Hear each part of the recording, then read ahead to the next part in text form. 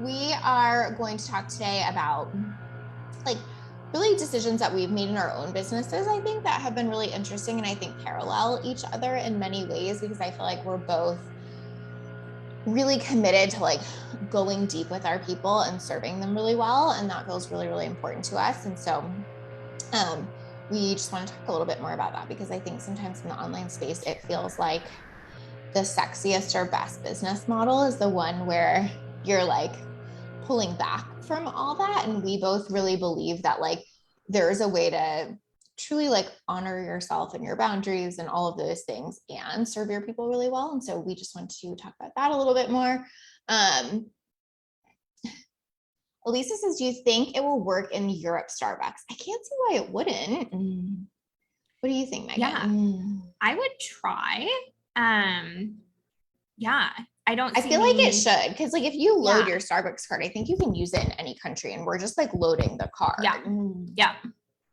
It should. I mean, if it doesn't let us know, but it should. If it doesn't let us know, and we'll send you a separate one. But yeah, it should. Okay, cool. So yeah, Kristen, let us know. Again, I think it should, but if it doesn't, just tell us and we got you.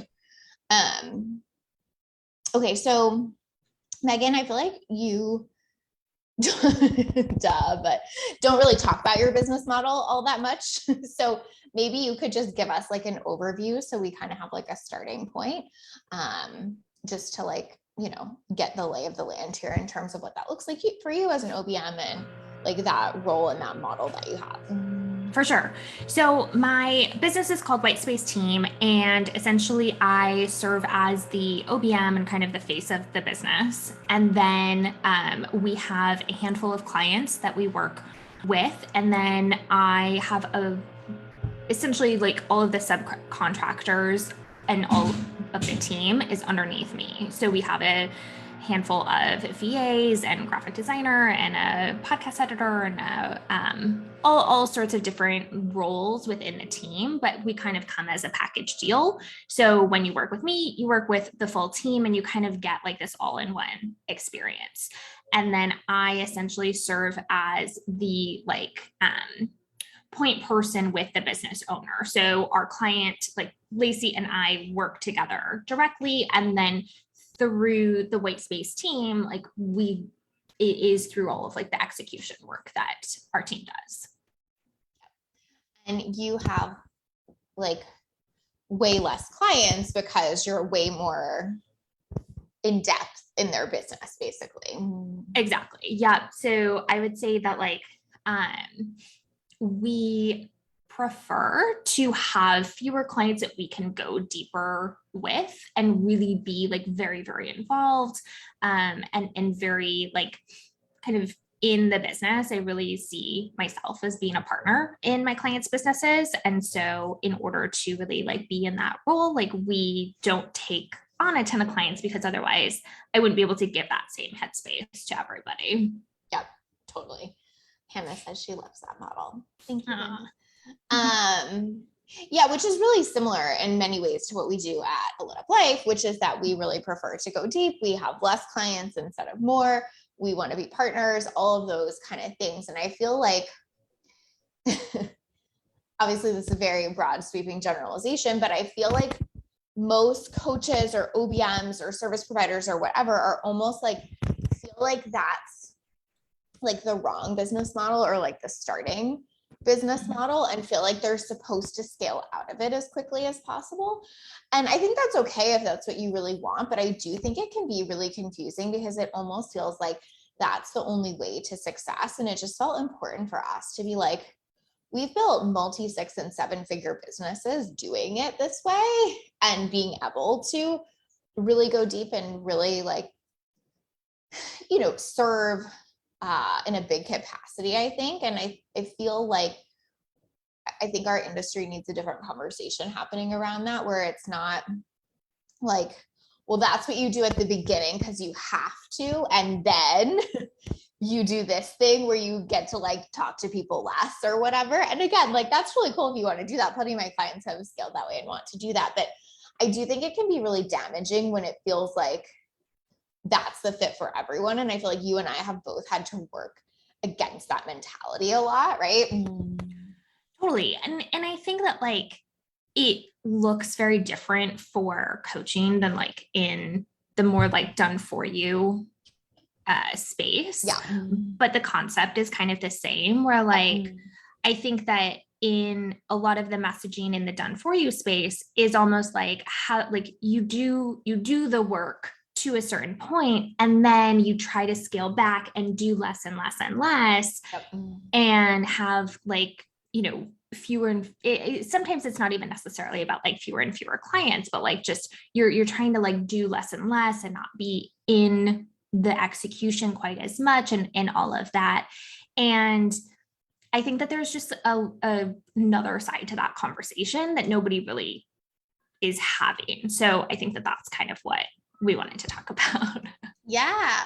And also that like people want, like, I think that's something I want to talk about too, is that there is a huge market of people like, cause they're my clients, trust me, I know, like that want an OBM that's super involved and not necessarily trying to fully pull themselves out of it. Or they want a coach that's super involved and not necessarily trying to pull themselves out of it. And I think there's even like, this way where like, then we almost can feel bad for like using the coaching services fully, or like reaching out to our OBM often or something like that. And I think it can set up this super weird dynamic where it's like, we're all like hiring each other, but then like expecting each other to, but then not supposed to expect each other to like be fully present in it. And I think it just like, again, it's okay if there is a business model that works for you in that, but it's also like, there is a huge market if you want to be someone that's really invested with other people. And please don't let the industry trick you into thinking otherwise, right? Like I know your clients, Megan, that's like their favorite thing about working with you is that you're super invested and involved. Yeah. And I feel like, yeah, well, and I feel like throughout the past, like whatever, 5 years that I've been doing this, like I really have been like, I feel like it's almost like a constant fight against people who are like, wait, you're still like doing all of these things. And like, you know, like what's next for you? Or like, kind of almost like, I can't believe you're still like that involved in everything. Like, why don't you hire like an OBM and train them to take over for you? And sure, I could, but like, that's really not what feels good for me. Like for me, it's really, I really enjoy being that involved and being in that role. And I think that we are kind of doing ourselves a disservice if we're not giving ourselves permission to be in the role that we want to be in, and to feel like there's like, I shouldn't want this, or I shouldn't be as involved as I am. And that kind of, there's almost this holy grail of like pulling back as much as possible, which I mean, honestly, like I don't work as much as I used to, but that is almost a result of like the systems that I've created, not a result of like me not showing up as much. Right. 100%. Like I don't feel that you work less than you used to as a, like, that's not my experience as a client of it, because you've set up so many systems that support that. But what I think is interesting about that too, and you know, it's not just about like the flashy metric, but it kind of is in a sense, which is like, it's so ironic to me because I feel like a lot of like, let's just use the OBM space. Like a lot of people in that space, I feel like almost scale out of it by like doing like a course or teaching other OBMs or things like that, with the goal of just making the amount of money or even less than you're making, doing it fully. So sometimes there's this way in which like we have to check in with ourselves and ask ourselves the question of like, am I just trying to hit a certain amount of income, and can I do that through the things I like doing? Or am I like feeling like I have something to prove, or I'm just listening to what everyone in the industry is saying I'm supposed to do? And that's the difference. Like if you want to create a program because that's like the thing that lights you up most in the world, like please do it. But if you're doing it because you think it's the only way to make good money doing it, that's a trap. And same with coaching. Like you don't want to do one-on-one, fuck it, don't do it. But if you're only not doing one-on-one because you think that that's the singular path, like that's where everything gets messed up, right? 100%. Yeah.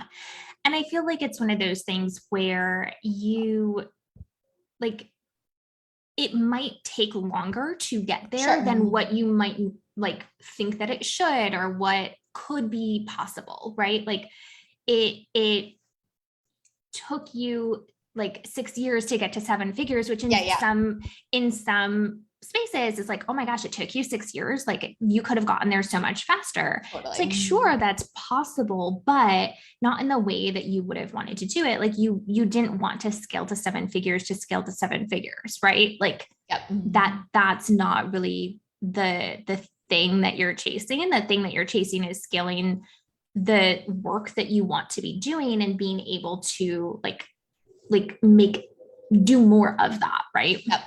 Yep. It's so true. Elisa says, oh my gosh, yes, I love my clients. I love supporting them. The more I interact with them, the better it feels. Same, like 100%. Yes, Mandy says, love that take. Do what lights you up. Such a big lesson and journey for me this year. Yeah, it's like, it's so ironic because it sounds like the cheesiest thing you can say in a sense, but it's like, it literally is the path to success. Alessia says, totally resonate with this combo. That's what I love about you too, because you go in depth and into so many details that others don't. Oh, thank you so much. Yeah. And if y'all have questions about this, obviously let us know. We're just kind of skimming the surface here, but we can tell you anything additional about our business models. Yeah, don't do it any other way. That's what Jordan said. And I think that's so true. It's like, there's just so many trap doors in the online space, I think, where it's like, but if you like do it this way for long enough, then you can have what you want and it'll all feel good. And it's like that, like do it the way that feels good. And that's how you have sustainability, right? And Nicolette just said the result isn't worth it if you don't enjoy the journey. And I think that's just 1,000% true.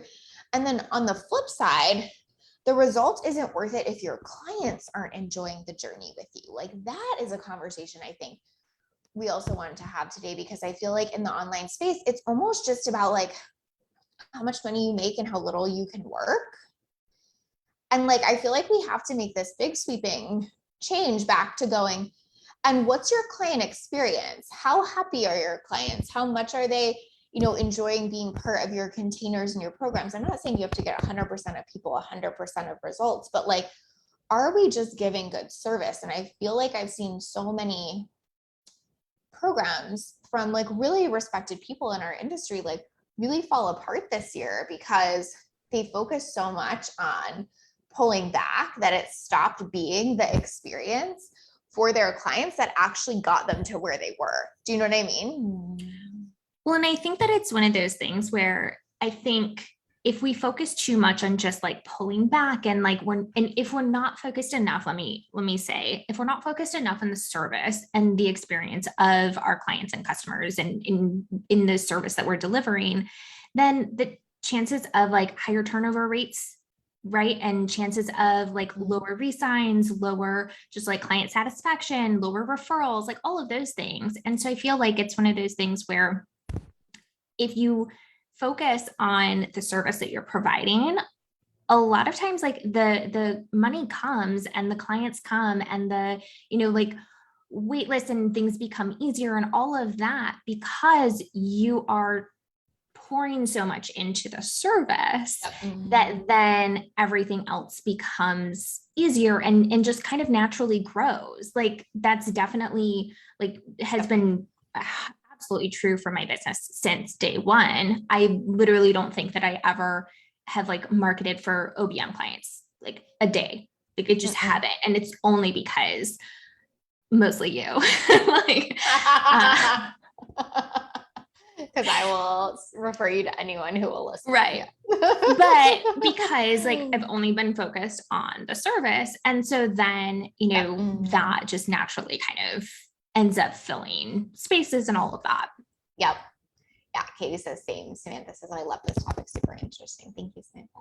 Glenn says client experience is 1,000% a necessary conversation. It's what keeps people coming back. Exactly. Like, and I think we forget the value of that. Like there is this way where sometimes I feel like in the online space, we treat our clients or people, our audience as too like disposable, where it's like, there's more kind of thing. I think that's like a little bit of that churn and burn mentality that can come from kind of like the Facebook ad world and stuff like that. But like, the thing is like, just as an example, like with Megan and I don't know, I probably pay you 14 to 15 times what I started paying you initially. I mean, I'm guessing, sure, but yeah. Right? Like it's, yeah, at least 15 maybe, but regardless, it's like that has happened because of the like long-term relationship we built and what Megan has poured in. For her to go sell a service at 15 times what she was initially charging to someone new would be so much more marketing effort and like content writing and all of these things, which aren't bad, but it's just to say, like, I think there's this way where we think it's so much better or something if we got like a new client through marketing or something versus like retaining a client who's paying us more and more because they're really, really happy with the service. Like that's just, if not way more valuable, I think. Yeah. Elisa says such an important conversation. I feel like the online space can get so hyper focused on marketing and sales and how to have higher reach and all of that. And we forget what our work is really about. Co-sign that 1,000%. Jordan said we can refer her for CFO services. Perfect, Jordan. Mandy says, how do you get clients to give feedback? This year I have reached out several times, but gotten okay or noted type of comments. And I wonder if a form or formal way is better. Yeah, we have like a whole process, which I'll have Megan talk you through in a second. But the one thing I'll say to that, Mandy, is like, we usually follow up with people quite a few times to get that because it's just like the least urgent thing they have to do. So if you have busy clients and they know they need to write you a testimonial and they really want to put thought into it and they want to make it really good, in our experience, that takes several follow-ups to get them there, even if they're like the happiest client in the whole wide world. And sometimes because they're the happiest client in the whole wide world, it takes them so much time because they want to get it right. So I just want to normalize, like, it's super okay if you're getting like a on it, noted. We get that all the time. And Megan just keeps following up. So anyway, Megan, you can share the process, but it's totally normal. Yeah.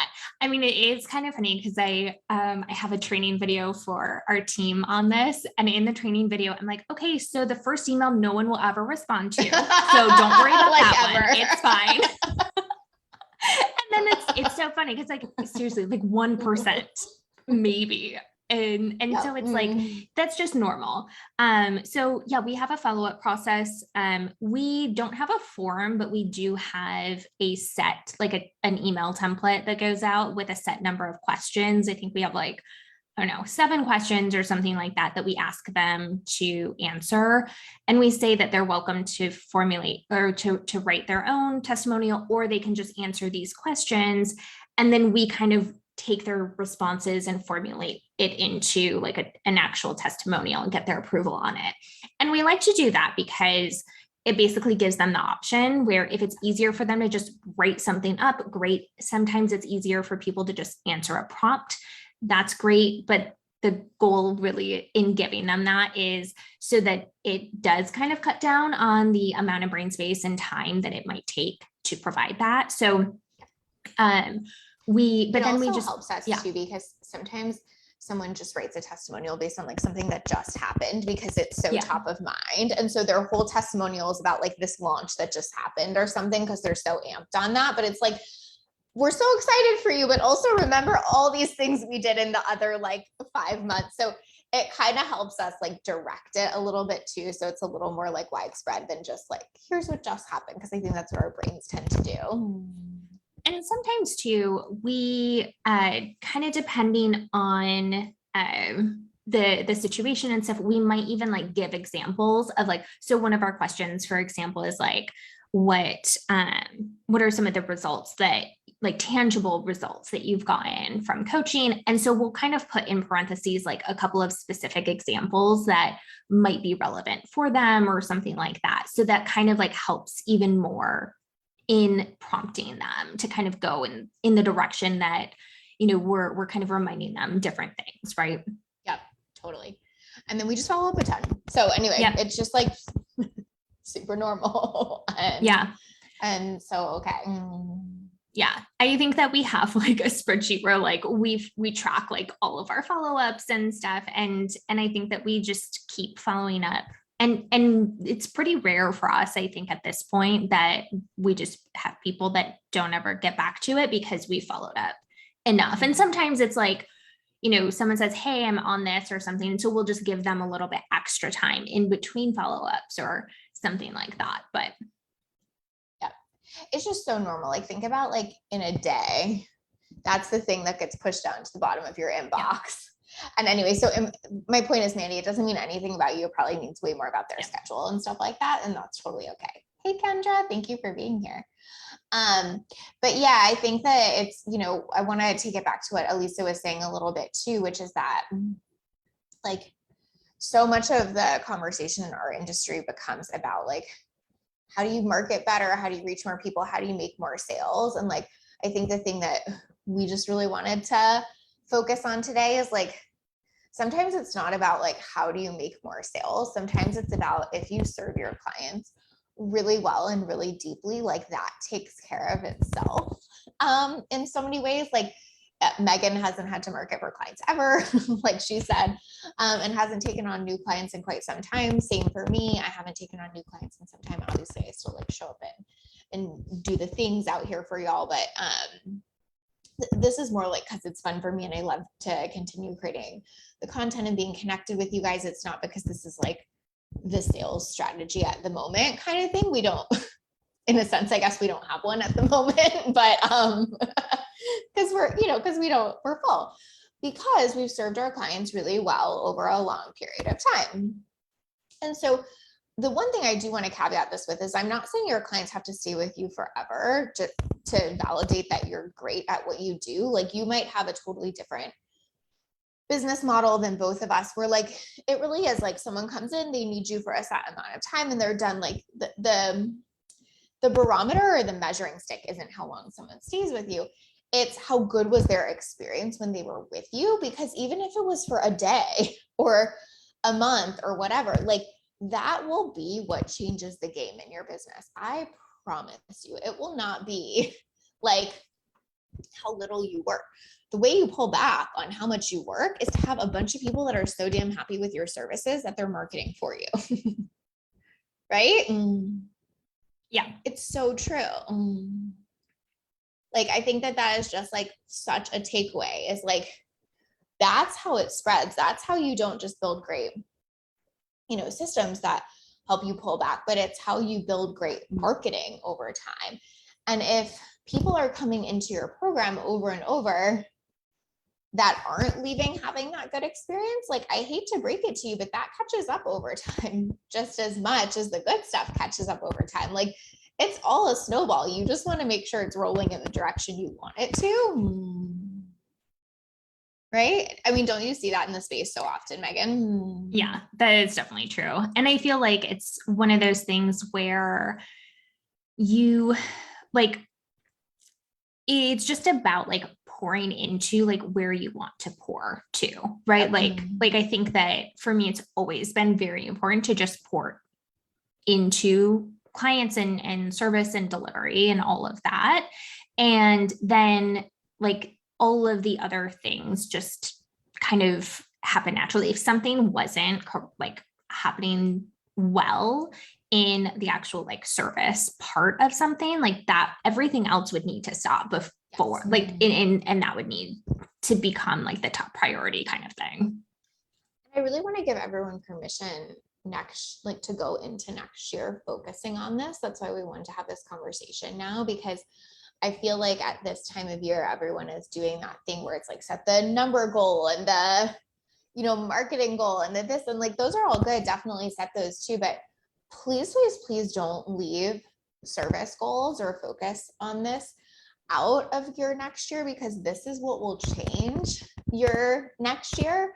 I feel like there's this kind of thing happening in our space. There's always like trends and stuff where it's like sell as many small, like quick win services as quickly as possible. You know what I mean? Like sell this program for 3 weeks and then that program for 4 weeks and then this program for this long. And that, like, again, that's cool if like that lights you the fuck up. But like, what I think we're missing in some of that is like, if you're churning out program after program after program, are you deeply like going into the experience of that program, the service of that program, like what that is doing for the people in it, that kind of thing? Because you can ride that wave for so long, but if you burn through an entire audience that maybe doesn't want to come back for 5 of those because, you know, they're not having an exceptional experience, then that gets really hard. And this isn't like,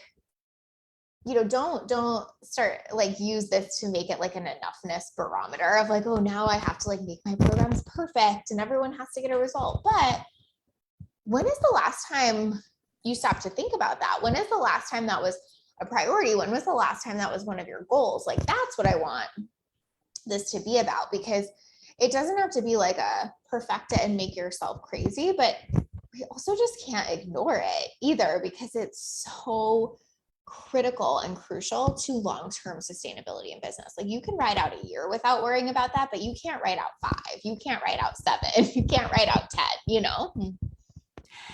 I think one of the areas that I see this show up a lot too is around boundaries. Like, and I think that this is true both in coaching as well as kind of the done for you space, where I feel like obviously like boundaries are really important and they absolutely need to be part of the conversation, and people do need boundaries and all of that. But I think that it's almost like the conversation has swung so far into the other direction, where it's almost like your boundaries are everything, and they almost become so rigid that you're putting up a wall between you and your clients and the service, and then it almost becomes this weird dynamic, kind of like what you were talking about earlier, where it's like we almost feel bad reaching out to someone or asking for something, asking for the support that we need from the service provider that we've hired to be on our team or as our coach or whatever, because the boundaries are so like rigid at that point. And I think that there's definitely a way to have boundaries and have really healthy, positive boundaries without it sacrificing the quality of work that you're delivering. Oh my God, I have so much to say there. That's such a good thing, Megan. Kristen said she's focusing on her VIP pub. Oh my God, there's too many P's. VIP publicity pampering service. I did it this week, and I have been working with a new client pampering process. Oh, that's amazing. Yeah, like that's the. And for you, Kristen, I'm sure that's what gets you clients, because you're getting referrals off that. They're feeling pampered and then they're telling someone else. Like, that's incredible. And I didn't mean there were too many P's, like you shouldn't name it that. I just meant like for me personally in that moment, but like, I love the name. Alessia says, I agree. Offering the best service possible has been what supported 90% of my business with repeating clients or referrals. Exactly. And I'm still with you on the boundaries thing, Megan, because I personally feel like I have really, really, really good boundaries with clients. And if you're my client, you know, I'm really, really present and available, and those don't have to be different things. And I think you're the same too. And I think our industry tells you, if you're really present and available, you don't have boundaries. And if the only way to have boundaries is to be really unavailable and rigid, and it gets like on this like really black and white scale.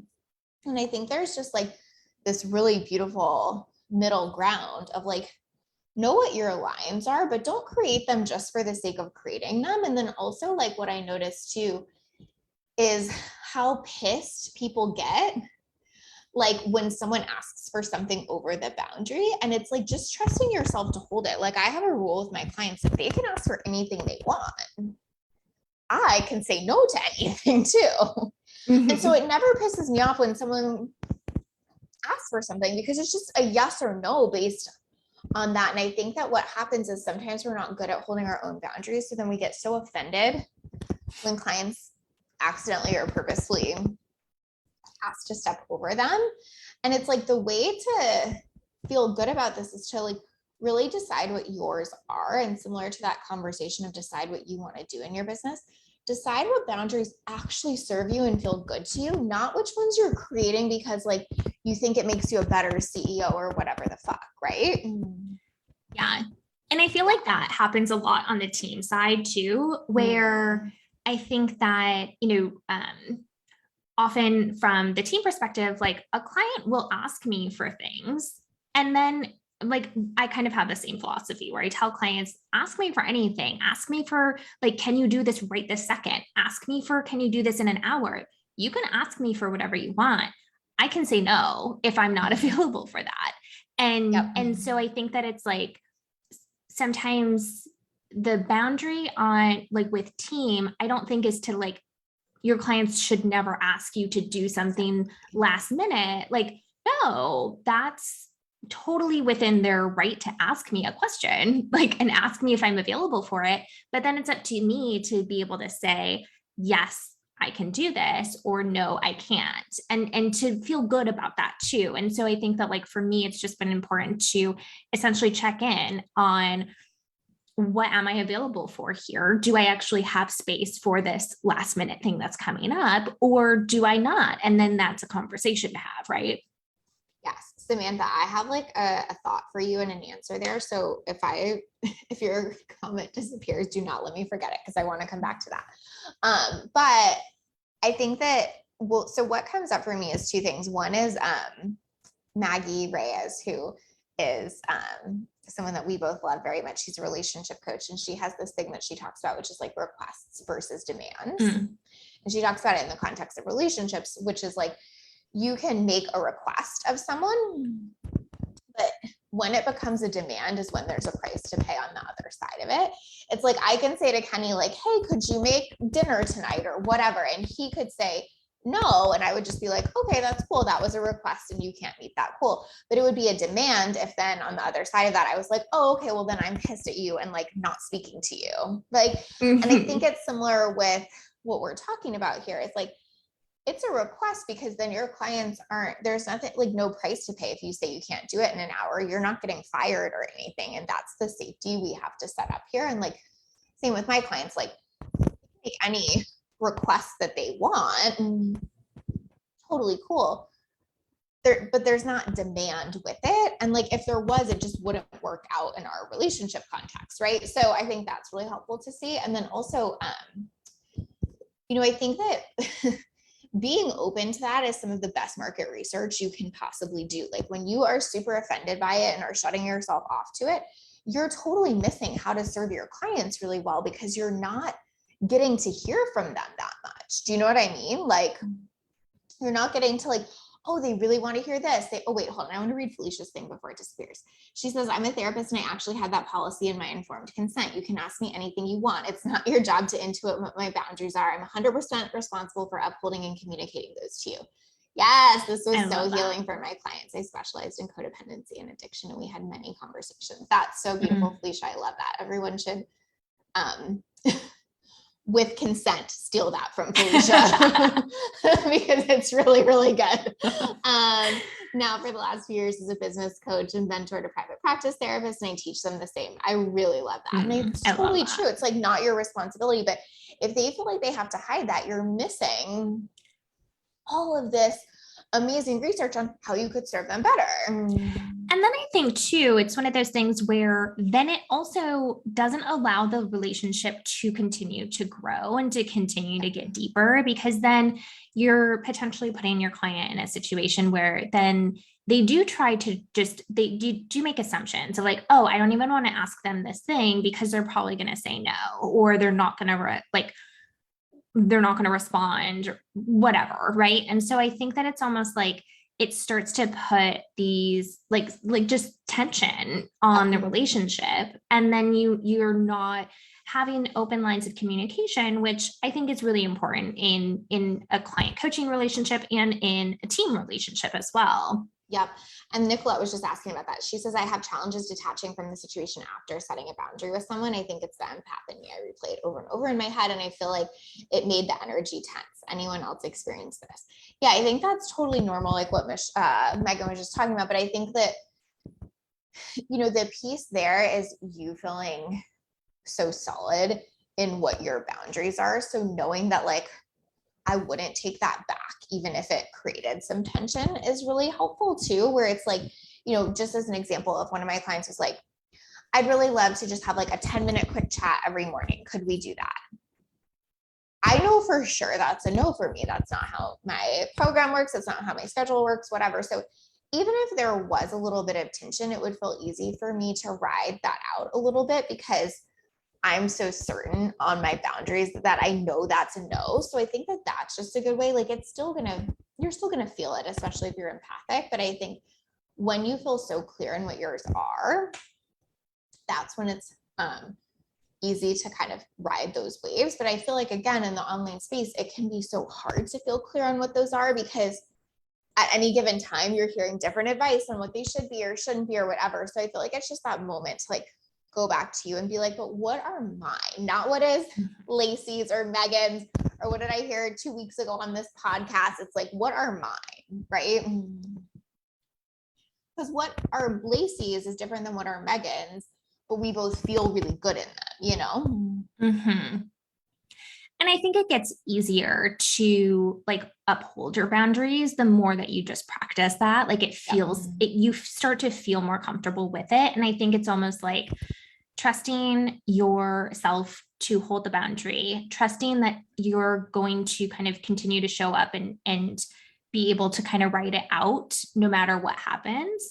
Yep. And then the more that you do that, the more the intensity of the emotions like starts to decrease because you're kind of you're just more comfortable in setting the boundaries. And I think something else that comes up for me there is like, don't change your business model to hold your boundaries for you. Like, right? Like it would be so easy. And I think a lot of people do this in coaching is they're like, oh my God, my clients are trampling all over my boundaries. And so what I'm going to do instead is like never do one-on-one again. I'm only going to do this. I think with OBM stuff too, right? Oh my gosh, like I'll just never have long-term clients again because it's too much and they ask for too much. And so we change our whole business model and not do the thing we love to do because we're not holding that. And I think that's really important too. Like, it's just so easy to like have these things be an out instead of having to like really do the work to hold it. Like, I know you've had to do that over the years, Megan. I've definitely had to do that over the years, but like, it's been worth it because we love what we're doing. Mm-hmm. And I think that then it just becomes that much more worth it on the other side when you do work through some of those things, because it can be really uncomfortable to have those conversations and to say no to things and all of that. But I think that once you start to actually like be like hold stronger boundaries and kind of show up for your clients and for yourself in that way, on the other side, it ends up feeling so much better because not only are you feeling like your boundaries are being respected and you're upholding them, but also like you're still being able to serve your clients in a really good way and really showing up for that side of things. And so it starts to kind of create like a win-win situation there. Totally. Felicia says you guys can steal it. Thank you, Felicia. Yeah, Nicolette says thank you. That's so neat. Totally. So another piece that I want to talk about that Samantha asked about that I think is important is she was saying like this kind of has been how she's grown her business, but she feels like her growth has been slow because it's been just referral based. And so Samantha, what I would say to that is like leverage that. So my business has not just been referral based at all. Megan's has more so, but like what happens though is that when I share client testimonials and share client results, my clients will then jump on and be like, yes, this is amazing. She's so great, whatever. They'll give me great feedback. They'll give me great testimonials. So it's not that you just have to build it through referrals, but it's just capitalizing on those things to then use in your marketing so much more that I think is really valuable. So it's not to say just serve them and then hope they market for you, because I totally get that that doesn't feel like the safest model sometimes, but it's more like serve them really well. Like use the shit out of those testimonials. And then leverage it from there. Like ask them to do written testimonials, ask for video testimonials, send out emails often, reminding them that you have a spot if you have a referral. Take screenshots of things that they say. Like we do that all the time with, I mean, like twice a week on Instagram. Like we're Mhm. always sharing different things that clients are saying. And so I think that there's a lot of ways that you can really like maximize the, the like happiness level of your clients that you're serving, and kind of use that to essentially like leverage and get more like new clients and new people kind of coming in. Exactly. So I think it's like a twofold thing almost, right? Where it's like serve them really well and then take all of the result of that and then really use it and leverage it. And that will always help you grow fast. Like, I think that, as the online space gets noisier and noisier, people get more and more discerning of who they're hiring. And so I think one of the number one ways to have that discernment is to look at client testimonials, that kind of stuff. I even know so many people, I feel like more than ever, that are going to people's saying to people, can I go to your clients and talk to them first? And so that's even becoming a bigger and bigger thing, I think, where people are like, they know they've been burned online or, that other people haven't. So they're trying to like really do their due diligence. And so even that, like, hey, ask 2 of your clients, like, hey, could someone reach out to you? If like, they were thinking about hiring me, then offer that to people. Like, that'll blow their fucking minds. Most people do not do that. Like, but if you're like, hey, you could contact, Megan and Nicolette and Lacey and whatever, and like, here, talk to them. Like, so anyway, my point is there's just so many ways to leverage that like will make a really big difference. So like you're doing all the important work. You just got to make it work for you now. Oh, good. She said that. Love these ideas. Time to follow up for those testimonials. Yes, exactly. And like, don't be shy about asking as many times as you need to. I also think when you ask a lot, it like normalizes it for them too. Like, I know so many of our clients have like felt bad if they didn't do it on the first like 2 pieces of outreach. And because we reach out again and we're like, totally normal, we get you're busy, no big deal, can you just get it to us? It almost like takes down the shame for them and they're more likely to do it. Where like sometimes you feel so bad, you're like, I should just ignore that because it's been like 4 weeks and I'm so embarrassed, Yeah. And I think that like almost like the follow-up makes that okay, where it's like, exactly. Hey, I'm assuming this got lost in your inbox. I know you're super busy. Just want to make sure it's top of, like that kind of thing. And it does kind of make it so that it doesn't feel weird that it's been a month and I didn't reply or something. It's like, it's fine. I've just followed up with you, 6 times. Totally. The last thing I want to talk about here that I think is really important is something I talk to clients about a lot, which is like, what I say to them is like, own the narrative or control the narrative.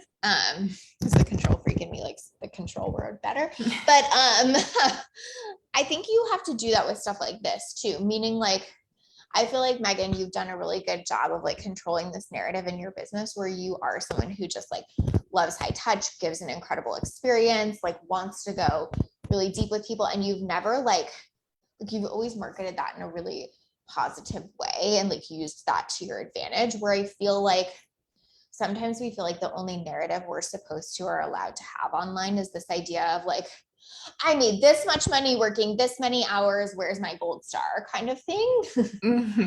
And same at A Lit Up Life, like we've done a lot of like controlling the narrative around that over the years, where I'm happy to share that I work 40 hours a week, and I'm happy to share like how happy our clients are. And, I'm happy to be a coach that's not just coaching in order to like make more money to do something else, or like a coach that's just working one-on-one so they can eventually scale out of that. Like, so I just tried to own a lot of that over the years, and it helped people get it where I didn't feel like I had something else to prove, but I like really shared where I was at, and I think that's really important too, where the only marketing metric isn't I made X working X, you know what I mean? Mm-hmm.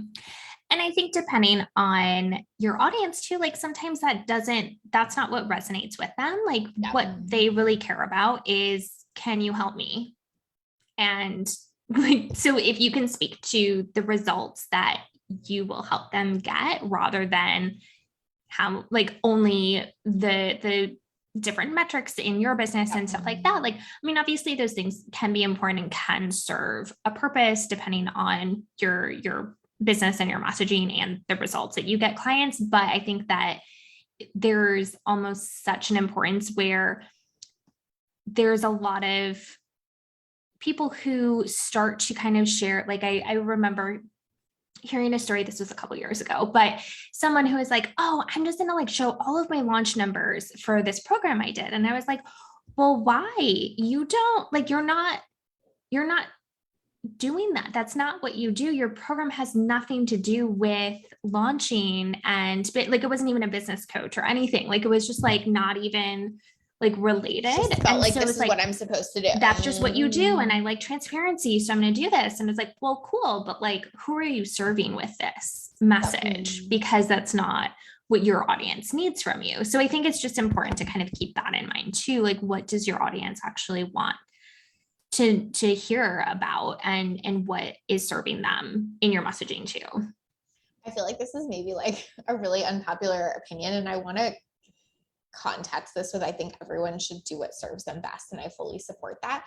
But like, the truth is like, if Megan stopped working for me tomorrow, I wouldn't be looking for an OBM who was marketing to how they could only work 15 hours a week.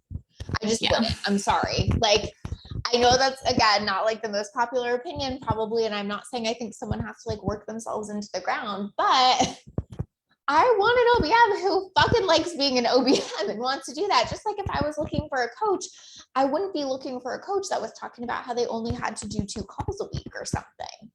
Like, it's just not what I would be wanting to hire, because I'm hiring the service.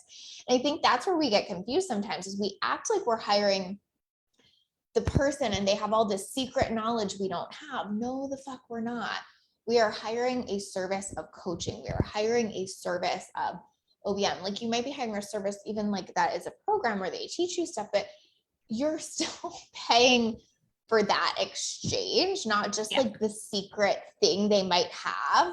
There's no secret, you know what I mean? So I think it's just really important to see it like that, and to see that there's, again, probably a very, very, very large portion of your audience that wants to hear that stuff from you about how much you love to serve, and your testimonials and your client experiences, just as much, if not more, than they want to hear how many hours you worked that week or whatever, because that's what they are hiring you for, which is the point Megan's making. And I think it's just so relevant that we keep talking about that, both in terms of our own hiring decisions, but also in terms of our marketing. Like, do not feel pressured to like live up to some certain thing. Like, quite honestly, I think the only thing we should feel pressured about in our business is, are we giving the people that are paying us money a good experience, right? Yeah. Yes, Kendra said, I want to get better about testimonials. I share more of the in the moment celebrations. Yeah, totally. I think I'm going to do a live, I think in January, Kendra, about that. Like, not just grabbing the quick win, but like really talking about like the broader skill transformation. So yeah, I totally agree with that. Alessia says, love the tip on controlling the narrative. It's kind of like sharing our values, so people that resonate with it are our clients. Exactly. And this is that, like, you know, the people who love that narrative or love the fact that you're like, I'm an OBM who wants to be really involved, like, you're going to be such a good fit for them. So anyway, just a reminder that this is the stuff that can truly grow your business over time. Again, we are living proof, and we're both making what we want to make and more in our business because of it. And we didn't have to sacrifice client service or pull ourselves totally out of it to get there. Like, that doesn't have to be it if you don't want it to be. So good. All right. So guys, remember to use the Starbucks gift card. It's in the group. We'll pin it. If it's not pinned, type in Starbucks. Remember to comment, and we will pick a giveaway for $100 gift card tomorrow. And remember to check out Megan's templates on her website. She does not have one-on-one spots open right now, speaking of client service, but we have convinced her to put a lot of the processes that we do and that she does with other clients into these templates. So if you are listening and thinking the whole time, like, I just wish I had Megan in my business. This is the way to get it. And also, I say this every time, Megan, you're probably like, shut the fuck up. But her website is my favorite website of all time. So you should just, oops, did that not work? No, it didn't. Hold on. I just tried to put in your website link, but I forgot the www. But it's whitespace.team. Let's see if that one works. Okay, I'll figure it out. But anyway, oh, it did. Anyway, go there, check out her templates. They're amazing. So you can still have a piece of Megan, but again, the point is like she's worked and poured a lot into this. I know from behind the scenes, like these aren't things that she just randomly like threw up and doesn't care like how they're delivered to you. She cares very deeply and they're like very good and well thought out. So I hope you guys enjoy them too. Thank you. She says, Ovi said this was such an eye-opening conversation. Thank you both. You're so welcome. Okay. Thank you guys so much for being here. We hope that you have a very, very, very happy holiday. I am so grateful to you. I hope you take me up on the Starbucks and enjoy and get a little holiday cheer from us and Megan. Thank you as always. I know you don't have to be here doing this, and I know you just love our community, and I'm so appreciative of you. Yes, so grateful to be here. Thank you. Amazing, guys. Bye.